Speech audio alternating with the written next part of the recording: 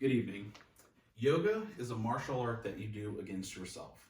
This quote is attributed to Nicholas Gregorides, Brazilian Jiu-Jitsu black belt and coach at the world-famous Gracie Dojo in Brazil. Yoga has numerous physical and mental benefits. Today, I would like to discuss yoga's brief history, as well as its many health benefits, and its stigmas, stereotypes, and even famous people who are practitioners of yoga. To begin with, yoga is hard to pinpoint its exact origins, but many historians point to 3300 BCE in northern India. It is mentioned numerous times in Hindu texts and Buddhist texts, as meditation is an integral part of their faith and a very important aspect of yoga itself. Fast forward to the year 1893, and according to Yoga Journal, which is the longest running yoga magazine in the United States, they state that Swami Vivekananda brought yoga to the Western world.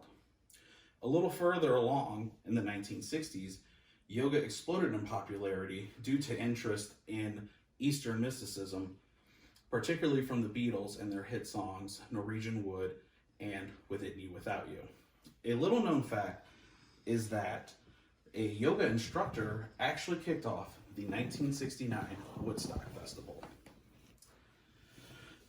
Next, I would like to discuss yoga's numerous benefits, both physical and mental. A study by the National Institutes of Health found that yoga, even practiced for as short as 10 weeks, can lower your cortisol levels.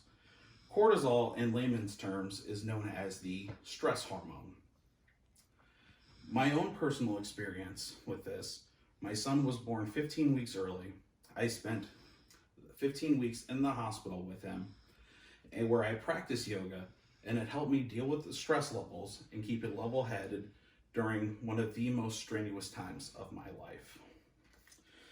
Another study on flexibility by the NHI found that college students who practice yoga were much more flexible and even more balanced when they practiced their respective sports.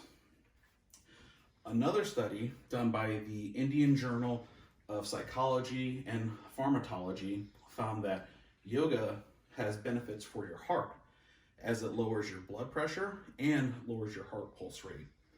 High blood pressure, or hypertension as it's known as, is one of the leading causes of heart disease, not only in this country, but around the world.